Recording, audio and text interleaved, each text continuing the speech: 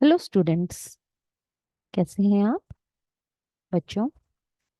हम carbon and it's compounds के कुछ इम्पोर्टेंट टॉपिक्स रिवाइज कर रहे हैं जो आपकी टेंथ क्लास में आपको हेल्प करेंगे, टेंथ क्लास के सिलेबस में।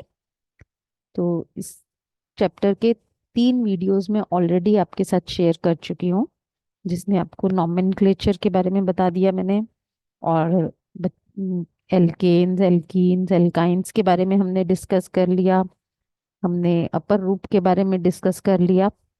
आज इसी सीरीज में आप मान लीजिए कि पार्ट 4 है ये, और पार्ट 4 के जो टॉपिक हम लेंगे, एक इम्पॉर्टेंट टॉपिक है बच्चों इसमें, ये आइसोमेरिज्म या संरचनात्मक समावयन। तो देखते हैं कि ये क्या होता है। संरचनात्मक समावयन जो होता है वो क्या होता है। इसमें सबसे पहले आपको ये पता ही होना चाहिए कि वर्ड जो है ये आइसोमेरिज्म, इसका मीनिंग क्या है। तो हमारे पास डेफिनेशन है यहाँ पर, इससे आपको बहुत क्लियर हो जाएगा कि क्या होता है ये। क्या है देखिए, ये isomerism is the phenomenon in which more than one compounds have same chemical formula. अब जो इम्पोर्टेंट वर्ड है बच्चों वो यहाँ पर क्या है, same chemical formula but different chemical structures. यानी केमिकल फॉर्मूला तो सेम है। जैसे अगर मैं आपको एक एग्जांपल याद करवाती हूँ, ब्यूटेन का। ब्यूटेन का जो हमारा फॉर्मूला था क्या था, इससे आपका थोड़ा रिवीजन भी हो जाएगा। C4,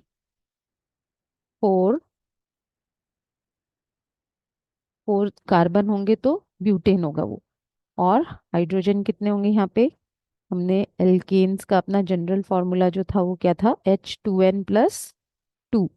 तो 4 है यहाँ पर, तो 2N कितना हो जाएगा, 8 + 2 10। तो आपका ये हो गया C4H10। तो ये हमारा ब्यूटेन का फॉर्मूला है। ये फॉर्मूला सेम रहेगा, लेकिन जब आप इसका केमिकल स्ट्रक्चर ड्रॉ करेंगे तो आप उसको एक से ज्यादा तरह से ड्रॉ कर सकते हैं।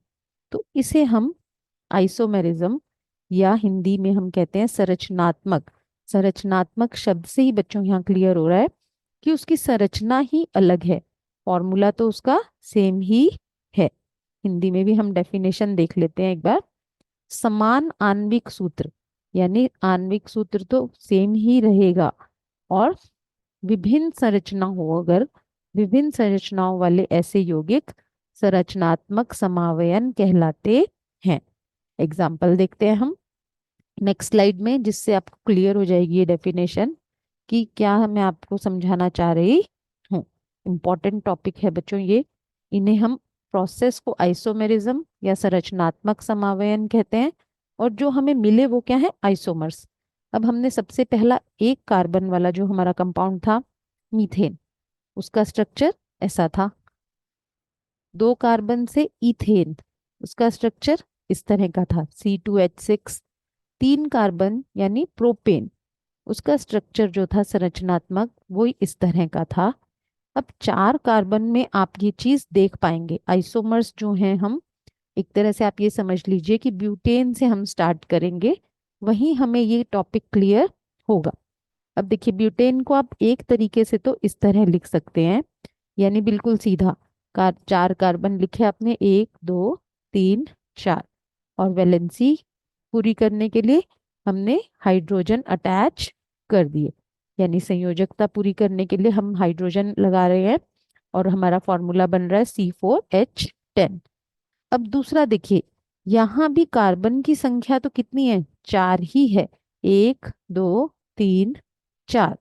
लेकिन हमने देखिए यहाँ पर इस CH3 को इस तरह से शाखित उसमें लगा दिया, यानी हमने इसकी संरचना बदल दी। यहाँ पे संरचना अलग है, लेकिन है क्या ये भी एक ब्यूटेन ही है। इसे हम आइसोब्यूटेन कहते हैं बच्चों। इसी तरह एक पेंटेन के एग्जाम्पल और देख लीजिए, क्योंकि यहाँ पर तो आप 2 ही संरचनाएं बना पाए ब्यूटेन की। लेकिन नेक्स्ट देखिए, जैसे पेंटेन है, तो पेंटेन की हमारी एक संरचना तो ये हो गई, जिसमें कि हमने सभी कार्बन को लाइन में एक ही लाइन में लगा दिया, इसको हम एन पेंटेन कहते हैं। फॉर्मूला पेंटेन का आपका है C5H12। फॉर्मूला चेंज नहीं होगा बच्चों, C5H12 ही रहेगा। जैसे नेक्स्ट देखिए, अब आप, हमने यहाँ पर एक CH3 ग्रुप जो है वो इधर लगा दिया, लेकिन कार्बन तो उतने ही है, 1 2 3 4 5, यानी कि है तो ये भी पेंटेन, लेकिन इसकी हमने संरचना अलग कर दी, तो इसको हम कहते हैं बच्चों आइसोपेंटेन। अब पेंटेन में 5 कार्बन है, तो आप इसकी एक प्रकार की संरचना और बना सकते हैं, जो कि इस प्रकार है, जिसमें कि हमने एक CH3 ग्रुप ऊपर लगाया है और एक CH3 ग्रुप नीचे, और इसे हम कहते हैं नियोपेंटेन। तो इस प्रकार की जो संरचनाएं हैं ये क्या कहलाती हैं, आइसोमर्स कहलाती हैं। और इस पूरे प्रोसेस को हम आइसोमेरिज्म कहते हैं, समवाय हिंदी में कहते हैं हम इसको। तो ये बहुत इंपॉर्टेंट टॉपिक है, आप इसमें एग्जांपल्स ब्यूटेन और पेंटेन के कर सकते हैं। बहुत इजी भी है लेकिन इम्पॉर्टेंट है। तो आगे बढ़ते हैं हम इसमें। एक और तरह की भी संरचना हो सकती है बच्चों, जो कि आपके सिलेबस में भी मेंशन्ड है और आपको करनी है ये, वो है कि वलय संरचना, यानी कि रिंग शेप्ड स्ट्रक्चर। किसी भी कार्बन, हाइड्रोकार्बन का रिंग शेप स्ट्रक्चर, जिसको हम हिंदी में वलय संरचना कहते हैं। यहाँ साइक्लोहेक्सेन का एग्जाम्पल ले लेते हैं। हेक्सेन में कार्बन की संख्या कितनी होनी चाहिए बच्चों, C6। कार्बन जो है 6 कार्बन होने चाहिए। तो साइक्लिक स्ट्रक्चर है, यानी कि देखिए यहाँ पर जैसे कार्बन जो है सारे के सारे आपस में जुड़े हुए हैं, इस तरह से मतलब जुड़े हुए हैं, कोई भी कार्बन जो है अलग नहीं है, सभी जुड़े हुए हैं आपस में। तो इस तरह जब स्ट्रक्चर होगा तो हम इसको साइक्लोहेक्सेन कहेंगे। आप देखिए यहाँ पे हाइड्रोजन कितने हैं, 12 हैं। थोड़ा सा यहाँ पे फॉर्मूला यहाँ पे चेंज है, C6H12। वैसे अगर आप हेक्सेन लिखेंगे सिंपल, तो आपका फॉर्मूला क्या आएगा, C6। 6 है तो जनरल फॉर्मूला आप याद करके रखिए अपना। H क्या होना चाहिए हमारा, 2N+2। तो H2N+2 मतलब यहाँ पर क्या हो जाएगा आपका 14। लेकिन साइक्लोहेक्सेन में हाइड्रोजन जो है आपके कितने हैं, क्योंकि ये जुड़े हुए हैं आपस में, तो यहाँ पर साइक्लोहेक्सेन में आपके जो हाइड्रोजन है वो कितने हैं, 12। तो ये डिफरेंस आपने याद रखना है बच्चों। नेक्स्ट एक और स्ट्रक्चर है, अलग जो स्ट्रक्चर है आपके सिलेबस से रिलेटेड ही है, वो है बच्चों बेंजीन। बेंजीन एक बहुत इंपॉर्टेंट विलायक होता है, तो ये हमारे सिलेबस में मेंशन्ड है बेंजीन। आपने इसको याद रखना है बच्चों। बेंजीन, इसका स्ट्रक्चर भी हम देख लेते हैं कि किस तरह का है इसका स्ट्रक्चर। कुछ इस तरह का स्ट्रक्चर है इसका। इसमें एक तो एकल आबंध है, यहाँ पर देखिए ये जो कॉर्नर्स हैं, ये पॉइंट्स जो हैं, ये क्या है, कार्बन। यहाँ पर क्या है आपका, कार्बन। और एक सिंगल बॉन्ड है, एक डबल बॉन्ड है, एक एकल आबंध है, एक द्विआबंध है।